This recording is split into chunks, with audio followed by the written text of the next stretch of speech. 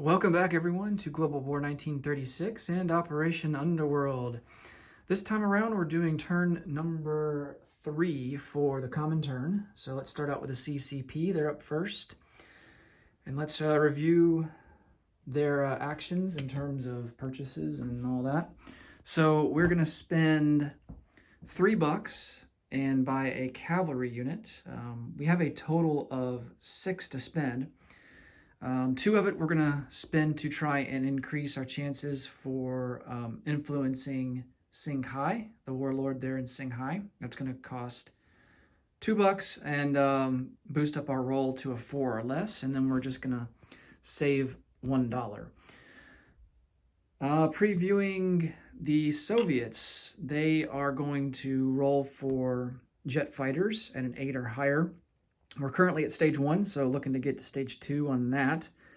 They're going to send some international, they're going to use their international red 8 ability and send a militia upgrade to an infantry to the CCP. That's going to cost $2. They're going to purchase an airborne infantry for 3 and then purchase an artillery for 4. And of course, we can't forget to do our recruitment rolls. Okay, so for the CCP, no combat moves. Definitely not in our favor to attack Szechuan, which I think is really the only target that we would want to go after if they didn't have that big stack of infantry there. So let's just go on to non-combat movement. And really the only thing we're going to do here is move the 2 infantry that's in Hopei into Senshi. So let me chip out those guys.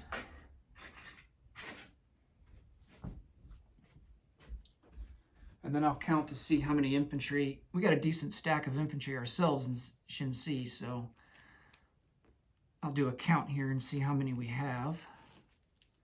That's 4, 5, 6. So we have 7 infantry in Senshi. Okay. I suspect that Japan, our intelligence department, is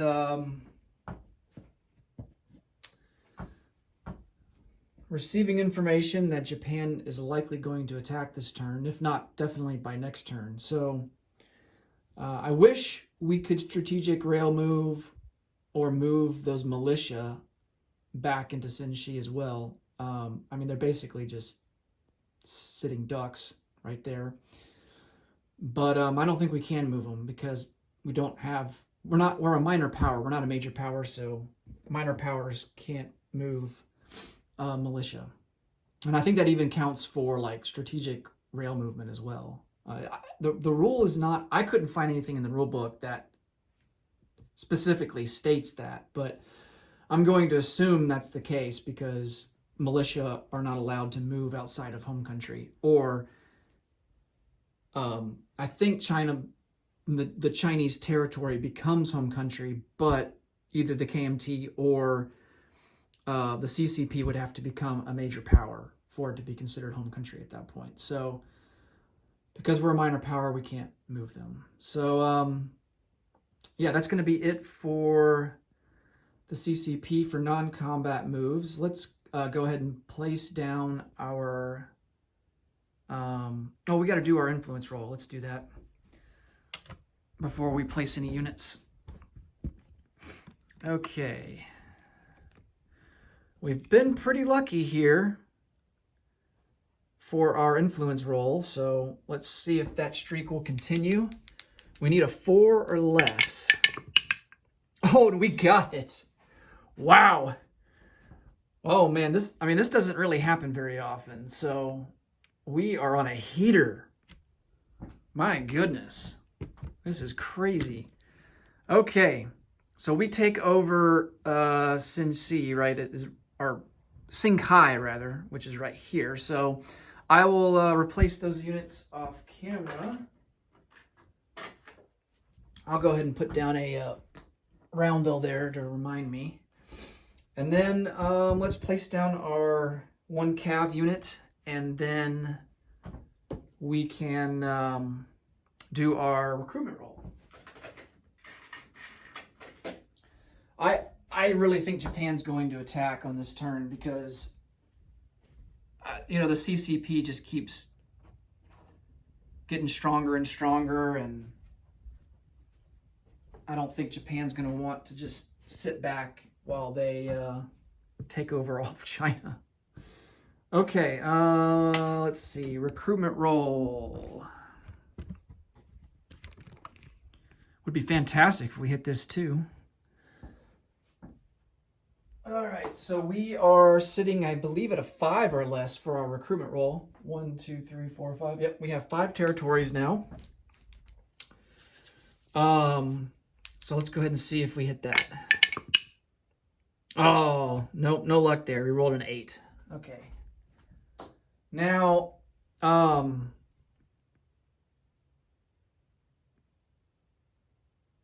I was thinking about maybe we could move the units in Shanghai and kind of consolidate them, but I think we'll just leave them there for now. I think what we do with those units is going to depend on what Japan does on their turn and subsequent turn. So let's hold off for now. All right, so we spent all but one of our dollars. Shanghai, let's see if it's worth anything. Nope, it's not. All right, so we don't get any income increase from that, but at the very least, it increases our recruitment roll and gives us some free troops. So, well, I guess technically they weren't free. We spent $4. So, but that's a pretty good bargain. All right, so the CCP will collect, let's see, they're at 6 right now, so they'll collect 6 and have 7 to spend for next turn. All right, so let's come over here to the Soviet Union and start off with our tech roll. And we can, while we're over here, we can go ahead and do our recruitment rolls too. All right, so for jet fighters, we need an 8 or higher. Oh, and we got it with a 12. All right, stage 2 for jets. Okay, and the reason I'm going after jet fighters, I can show you here on the board, on the technology chart.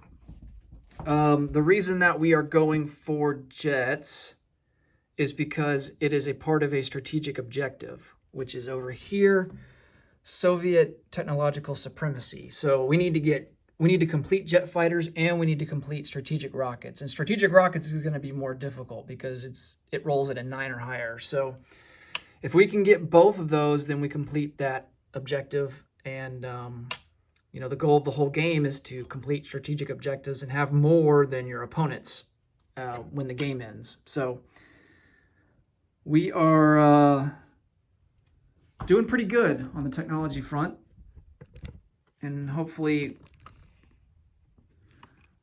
our luck will continue to favor us. We need to reach IPP level 15 before we can include all of our 3 major factories into our technology roles. So right now we only get 1 technology role because of rapid industrialization. We have that objective already completed at the beginning of the game, so that gives us 1 extra role. All right, let's see. Let's do the Mongolian recruitment roll. They are at a 4 or less. Oh, and they just miss at a 5. All right. And then for Republican Spain, I don't really think that there's much going on here.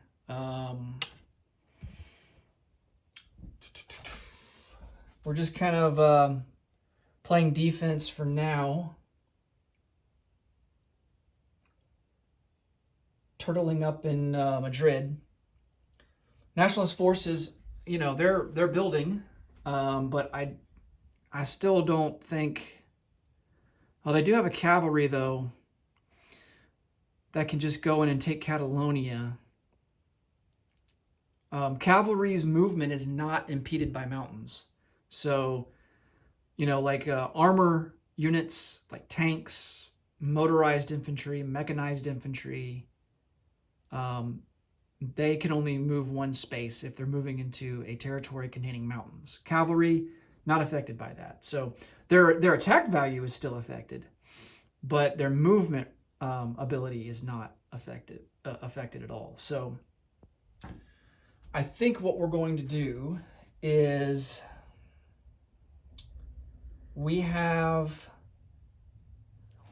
because we have this heavy cruiser that's in port, he automatically gives us a standing militia in Catalonia. Of course, nationalist Spain gets one as well with their heavy cruiser that's in port. So heavy cruiser units, battleships, battle cruisers, I think aircraft carriers, although I'm not 100% positive on that. When they're in port, they give a freestanding militia unit per capital ship or per heavy cruiser. So, and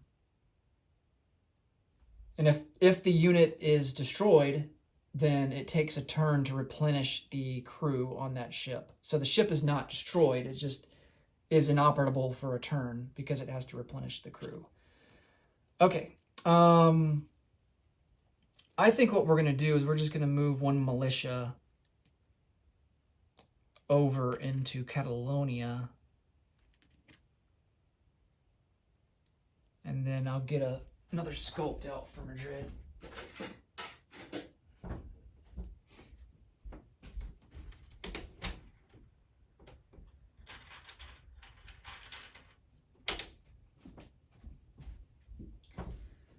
All right, that way Catalonia is a little bit better defended. I don't think he would attack a militia and an infantry with a cav and potentially a fighter. Yeah, I don't think he would do that. Okay, so, all right, yeah, we're gonna keep our fleet sub right there.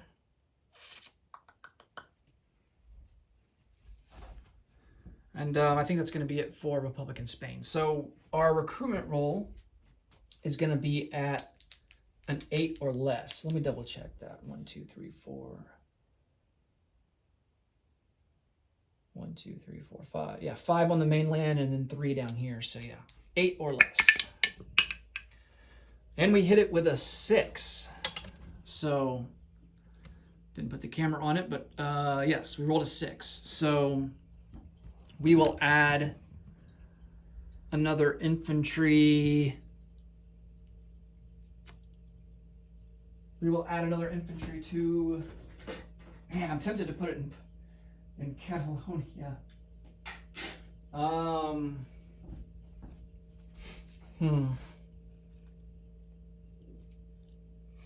Or we could put it in Eastern Andalusia. That would prevent the Cav from coming down here and taking 2 free territories. I'm not too concerned about the defense of Madrid. We're pretty well defended there. And even if he sent everything, the odds of him winning that, I think, are pretty low. So, yeah, let's put an infantry in Eastern Andalusia.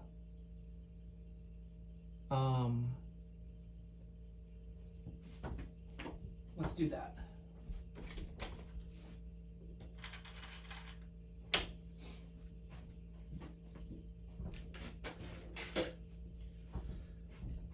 And then that will be it for Republican Spain. Okay. For the Russian turn, let's see, we already rolled for jets, so that's over with.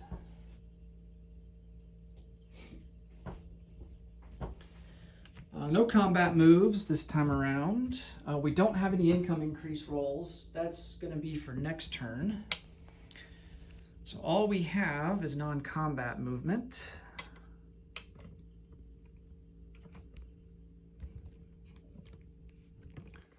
So let's go ahead and get into that. All right. So we have 2 infantry over here in Buraita, we're going to strategic rail move them. Let's see, all the way to Kola. We're building up troops here on the border with Finland because we do have a strategic objective called the Winter War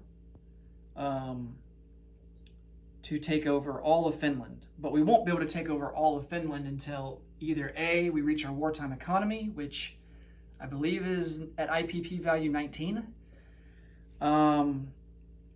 or unless if we sign the Molotov-Ribbentrop Pact with Germany, then we can attack Finland and go into Viipuri province only.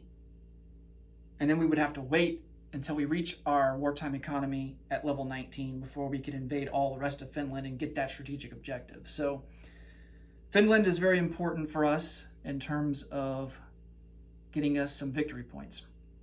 All right, let's see. What else do we want to move? This artillery is going to come out 1 into Karelia.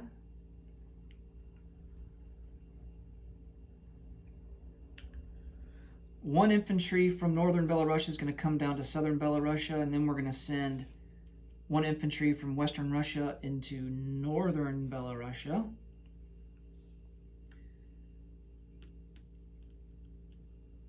And then 1 infantry here in western Russia. He is going to come up. Let's see. 1 into Karelia. And then 1 infantry in Karelia is going to move up 1 into Kola. So just shifting some guys around here. Going to take this cav and 2 infantry in North Caucasia, bring them down to Transcaucasia. I don't think we're going to invade Iran, but our eyes are definitely on Turkey. Turkey also contains a strategic objective. This would be access to the Mediterranean objective. So, but Turkey could be a little challenging to take because Istanbul does have a fortification. So, and we're going to move this infantry 1 down to North Caucasia. This motorized unit is going to come over 1-2 into Western Kazakhstan. And we have to leave that guy there for international red aid.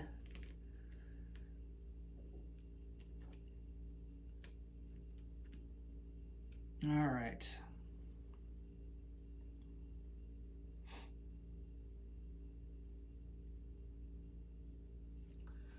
I think that'll do it for... Oh, we got these 2 ships here. A fleet submarine and a torpedo boat destroyer in P1 will come over 1 into A9. And then we also have, can't forget about the fleet, we have a heavy cruiser and a destroyer in A28. They're going to come up 1 into A21, 2 into A22, 3 into A23.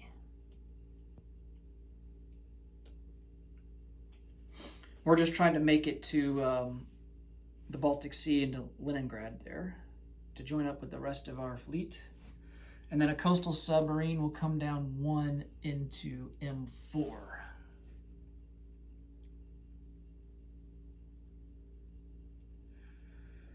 All right. Well, let's go ahead and place some units.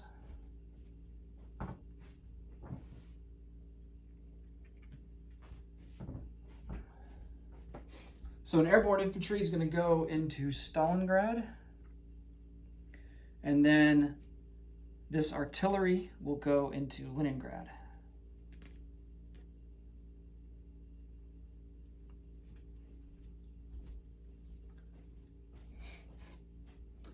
And then we need to deliver our international red aid, which will replace this militia in Senshi. So we take him off the board and add a chip to the militia here. I believe that gives him 8 infantry in Senshi for the CCP now. All right. let's go ahead and we've done all our recruitment roles. So all that's left to do is to collect income. The Russians spent everything that they had. They collect $7 for next turn, and they will have 7 to spend next turn.